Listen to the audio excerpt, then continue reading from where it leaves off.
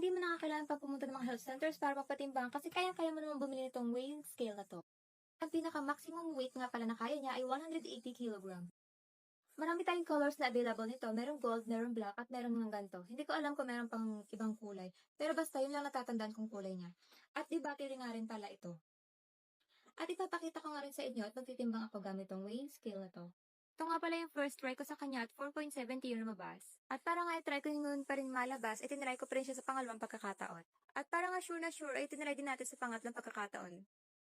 At sa tingin ko nga legit yung weighing scale na 'to kasi nga tatlong beses ko siyang tinesting at kita niyo naman na 40.70 talaga yung paulit-ulit na nagpakita sa kanya.